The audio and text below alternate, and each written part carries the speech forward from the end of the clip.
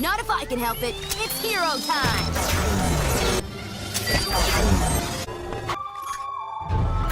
Ben 10 created one of the most unique superhero shows of all time, and here's how. Hey there, this is your Matthew with Too Much Timeless Hands, Doomai here with another video. And today I want to talk about how the original Ben 10 series changed my perception of how a superhero can and will look like. Because when we're kids, we think about how a superhero would look like generically. A costume, a suit of armor, with gadgets or devices that give them their abilities or helps them. But no, not for this one. In this one, it is literally a device that literally morphs your entire body to have powers. And he basically has every superpower known to man. Because he has 10 aliens that have unique abilities. But he has a time limit. He can only have these abilities for 10 minutes at a time. It recharges for 10 minutes. His name is Ben 10. And he's freaking 10 years old. Oh, that must have been some fun planning in the writer's room. And that theme song is just something else.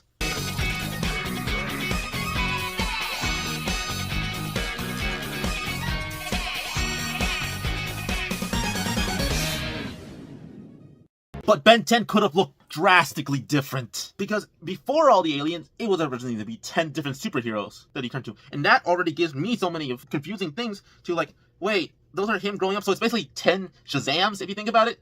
That's confusing. And with the alien, the reason why that's not confusing is because those are just like what Ben would look like as that alien. Because a lot of times when you think of an alien creature, they don't necessarily look that different. And this show, even though it's aimed for kids, would have hard choices, would have him grow, and would have him learn his lesson. Although him learning his lesson, it got really repetitive because he would learn a lesson and completely forget it. The reason why it doesn't bother me too much is because kids, especially at a young age, need that lesson repeated multiple and multiple times. But Ben wasn't just by himself. He had family with him. He didn't just get his cool watch by himself. He was going on a vacation with his grandpa and a cousin. And if it wasn't for Ben's recklessness, he would have never gotten the watch. And then it turns out that his cool grandpa is a alien policeman type thing. The plumbers. Like, whenever he said he was a plumber back in my day. When we find out that it's actually a code name for a military group, I'm like, oh dang, that's awesome. Because he's so sweet and nice. And Gwen, she is actually pretty smart. She's very smart for a 10-year-old kid. She compliments Ben even in the good times, which is very rare too, because they will argue so much. Which I'm always weirded out, because with my family, I never really argued that badly when it came to that. And they have more, because what made the aliens he transformed to more special, besides the fact that this is just Ben turning into these creatures, is that we later get to see those alien creatures like Tetrax, the Petrosapien, where we learn some of their names too as alien species. Ben can turn into him, which is cool, because you're like, oh, these aliens actually exist, and they're not just random superheroes that we see.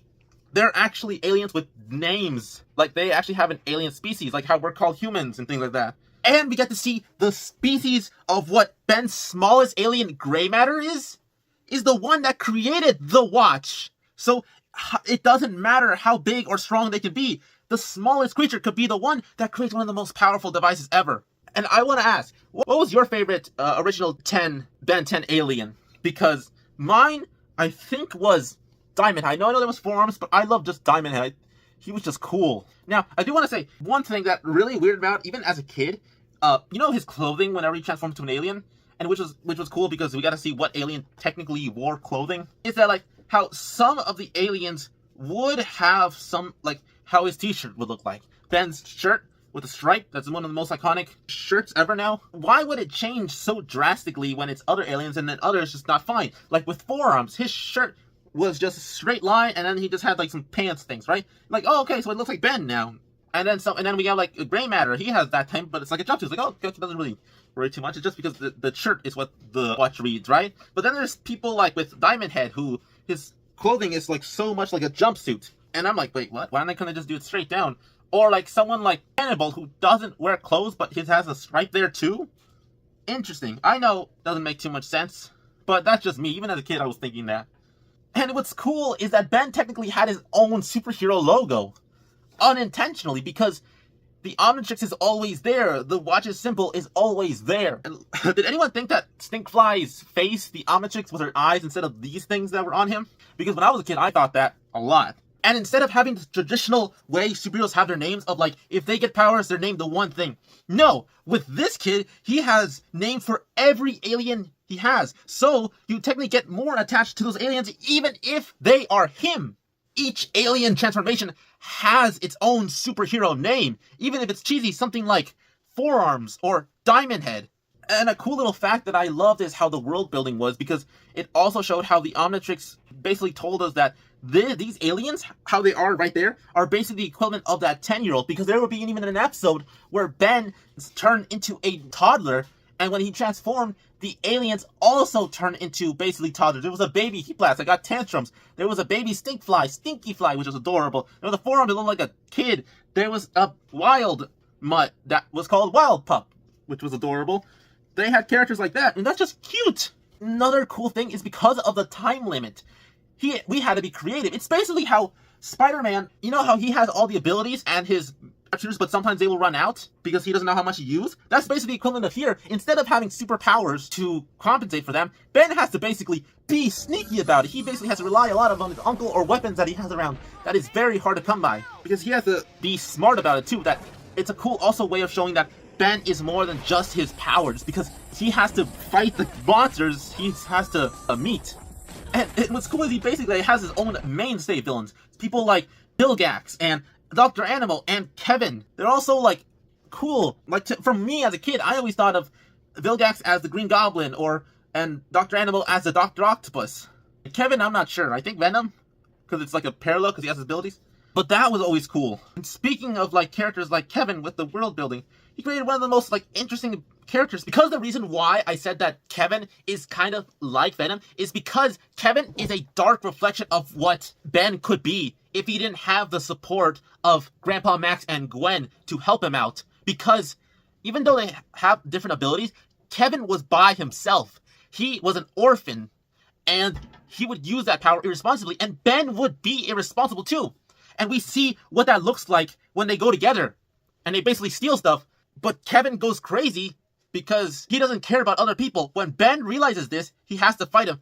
But Kevin finds a way to absorb Ben's watch. And so he gets pieces of each one. He'll turn into very grotesque, like weird fusions of just himself and the alien, which was cool. But because he kept doing that over and over and being stuck as just Ben to aliens, he blames him. But when he transforms into the most iconic version of Kevin's monster forms, that's where he gets very much like Venom, because he has all of Ben's powers, but just in different pieces. And we get to see what those pieces can be used together, because Ben only has the ability to turn into individual aliens, while Kevin has all of them by this point. And he just becomes a good threat from this point even on, of the original 10's powers. And another cool thing this show was able to do with the fact that the watch was such an unknown at the time was that new aliens could come out of the Omnitrix. Like the fact that also while Ben has to be creative, he has to be creative with his aliens too, because sometimes he won't get the right aliens he wants. It's a good way of just showing us more aliens than just having to see the same ones, because if you realistically think about it, a kid would try to spam the same alien over and over. So the fact that it switches is awesome. And it also makes it so he has to be smart about the aliens he uses, because he can't just be like really good at one alien. He has to be good at all of them to survive, because if he just uses one, he won't know how to use the other ones when the Omnitrix doesn't get him who he wants. Basically like how you play in video games, which is fun. And Grandpa Max was there to help him every step of the way. Whether it's helping him with transformations that are not what he wants, or being a better person, he was always there for him. And that made him one of my favorite characters as well. As a cool grandpa, like a hippie grandpa. And Gwen was there to butt heads with Ben when Ben was being stupid and arrogant. But also, Gwen was also doing instigating too. And I get the headbutting is a good way of tension, but my favorite parts with them together was the fact when they would, come together as a family, when they would compromise. It made it seem more believable. And then Gwen later on in the series was able to actually be a fighter like Ben. She would actually either get abilities from an amulet or actually gain her magical abilities, which becomes a staple with Gwen. And it's awesome. And she's technically the tech unit as well, which is weird for a 10-year-old. And just so awesome. Besides the world building, the exploration of Ben as a character and his family dynamic, and the way they were able to have so many villains that you felt like you had to know, and that you could have 10 or more versions of the same character and not get bored of them. because they're all different in their own way while also having to be the exact same with completely different voices, but fitting so well. This show was just something else. I don't see superheroes like this that often because it's so unique. Because if you think about it, if someone had a device nowadays to transform themselves into a creature, I mean, oh, that's fine. But multiple creatures? I'm like, that seems very Ben 10 nowadays. Like, don't tell me you wouldn't think of that. Like, if you tried to make your own character, you wouldn't just think of creating another Ben 10 just like that. And because it got so popular, it got so multiple sequels, and we got some great merchandise. Did you get it? Did you have any Ben 10 merchandise as a kid? I still own some for the new series, but I'll talk about that in another video if you like this one. But hey, that's my thoughts on the original Ben 10 series. What did you think? Did you like seeing this show? Is this show a little too overrated for you? Did you like the art style? Did you not? Because I hear some people did not somehow. Did you even like Ben 10 as a concept? Please let me know in the comments down below. I read all your comments, but be respectful. And if you like this video and want to see more, please like it, subscribe, and hit that notification bell so you can actually see when these videos come out. This has been Doodlemite, and I hope to see everyone in the next video.